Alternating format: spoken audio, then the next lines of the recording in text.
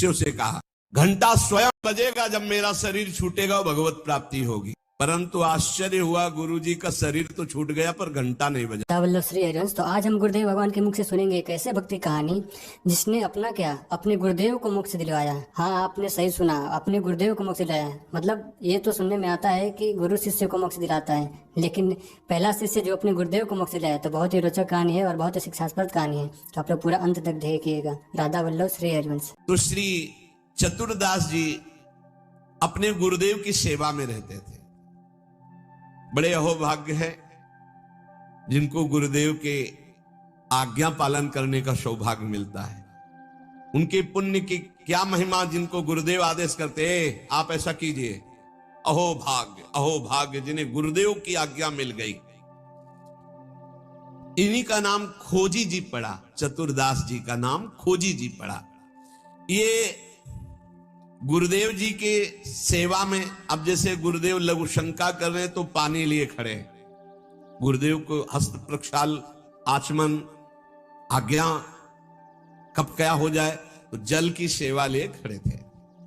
गुरुदेव जी लघु शंका में ही समीप बैठे। बड़ा भारी पीपल का वृक्ष दूर था, तो वायु के द्वारा उसके फल और पत्ते बीज सब पड़े थे।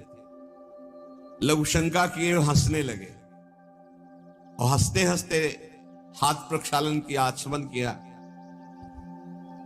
तो इतनी जोर की मस्त मुस्कुराहट और हंसी थी। श्री चतुरदास जी ने, जिनको खोजी जी बाद में कहा गया,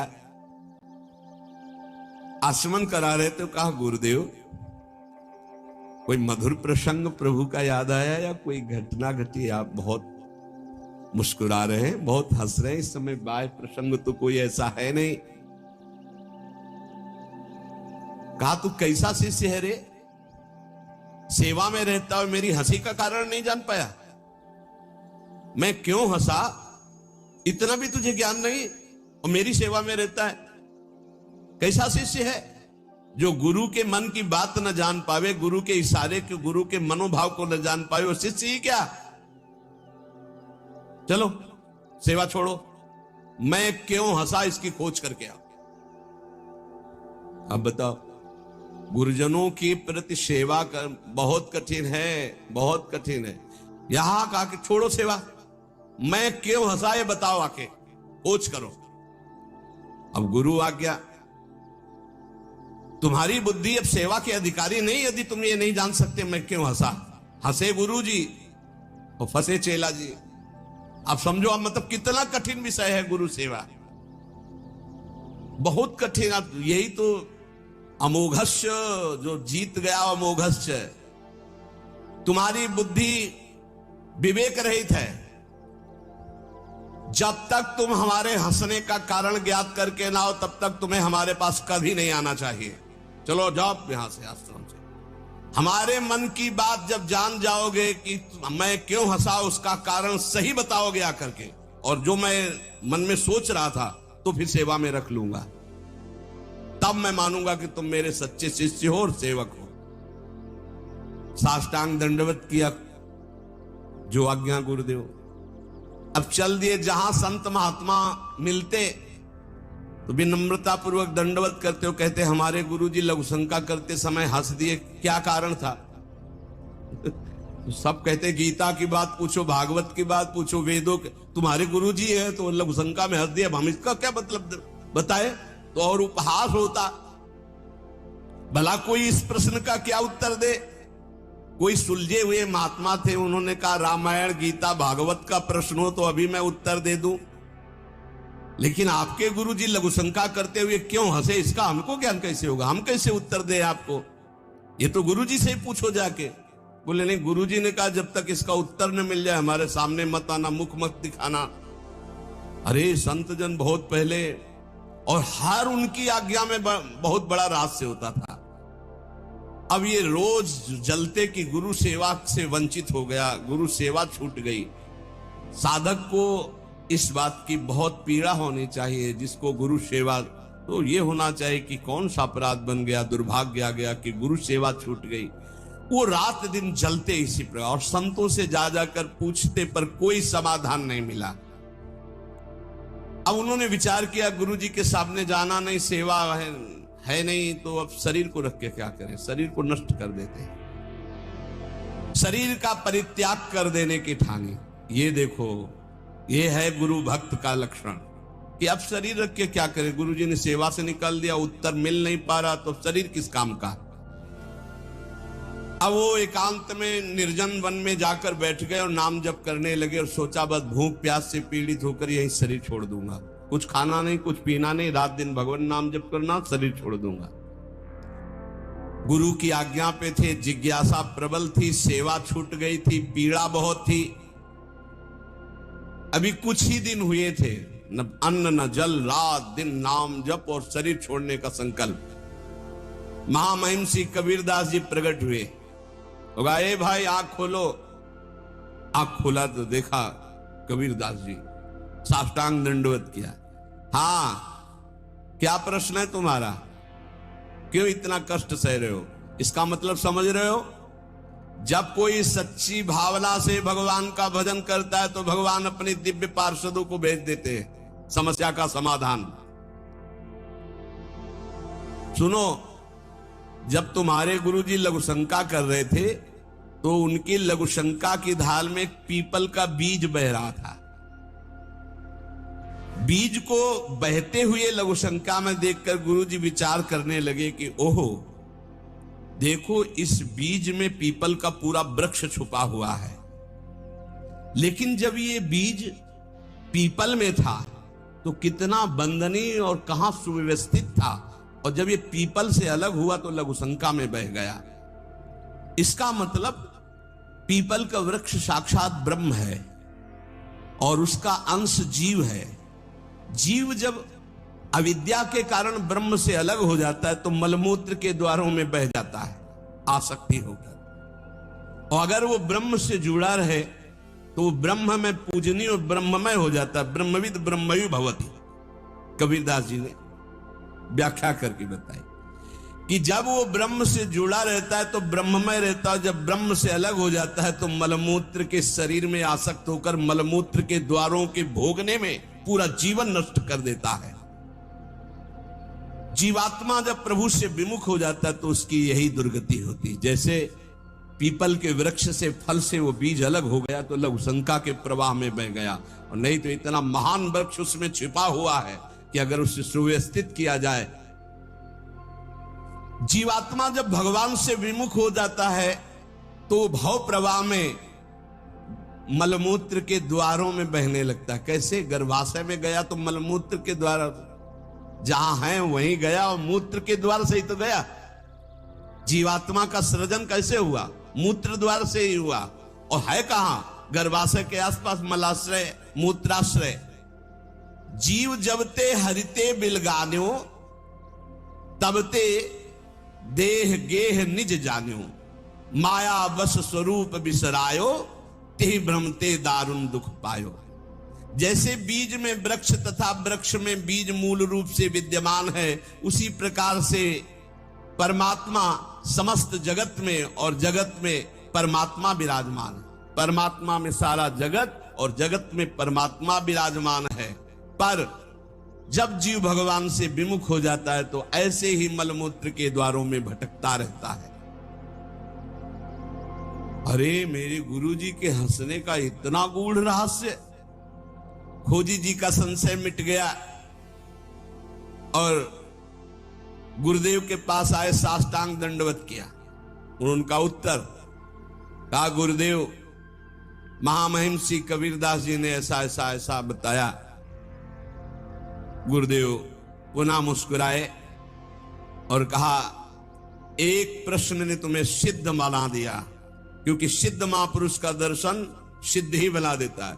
अब आज से तुम हमारे समान सिद्ध हो गए हो। अब तुम आज से हमारे मन की सारी बातें जान लोगे। शिष्य के मन की बात जान लेना तो हर सिद्ध पुरुष का, लेकिन अपने गुरु के मन की बात जान लेना ये बहुत बड़ी बात होती है।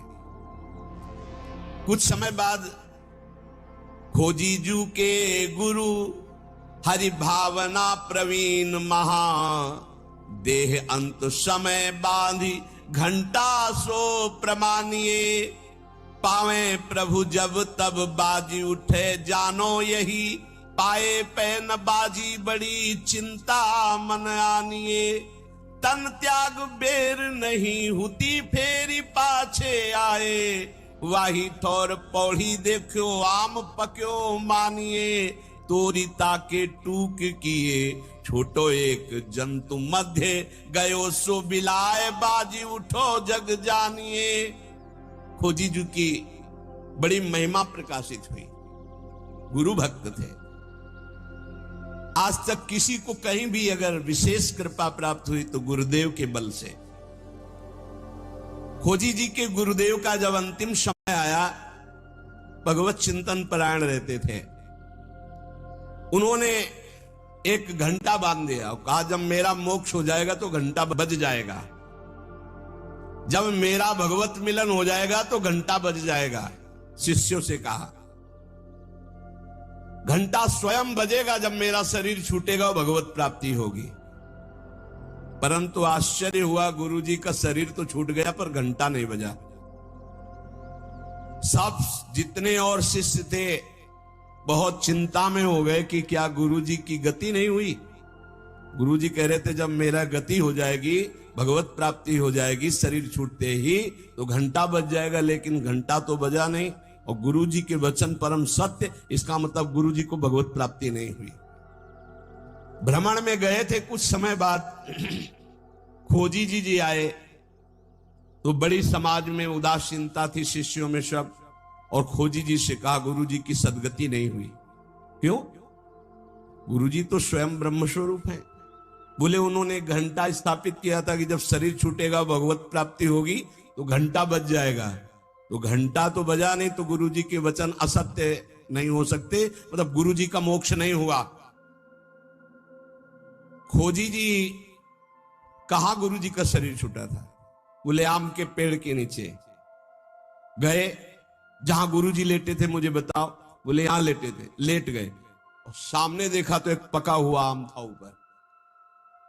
उनका इस आम को तोड़ो।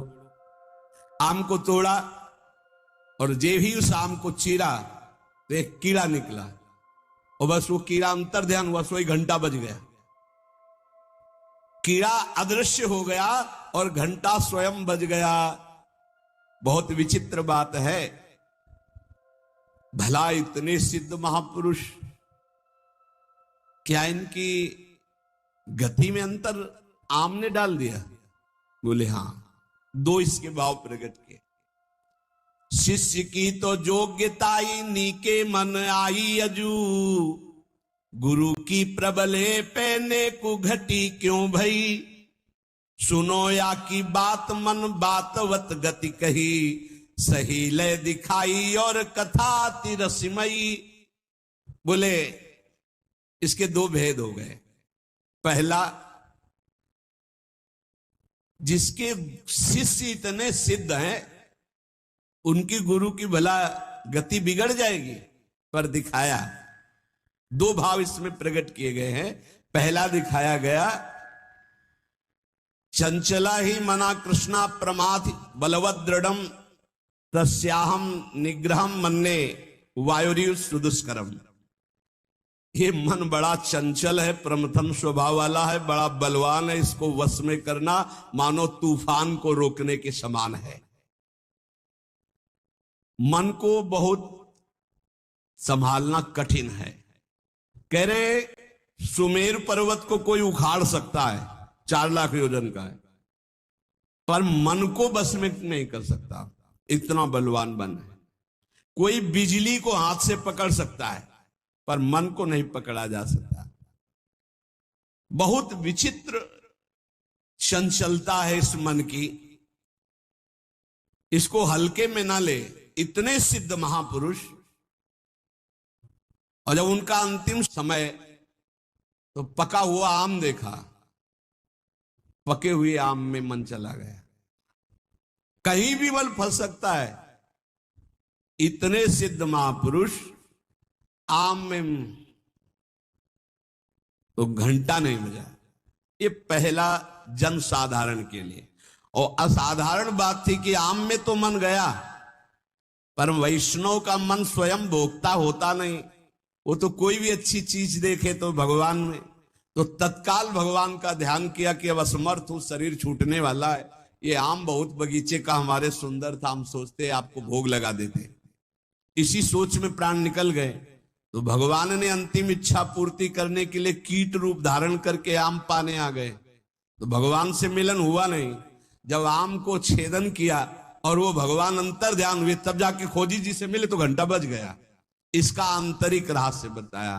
तो यहां ये बताया गया कि मन बड़ा चंचल है।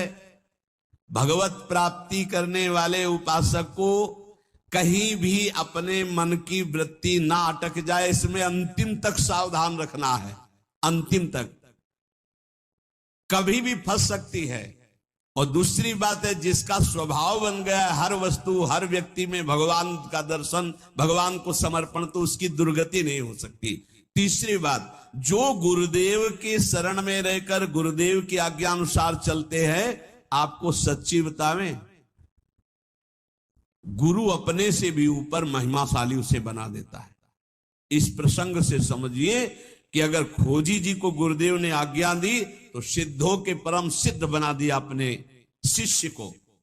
इसलिए चाहिए कि अपने गुरुदेव की आज्ञा में संपूर्ण जीवन समर्पित करते हुए प्रियालाल के नाम रूप लीला धाम में निरंतर चित्त को लगाए और इसी जन्म में भगवत प्राप्ति करे। शेष चर्चा आगे। श्री राधा वल्लभ लाल की जय।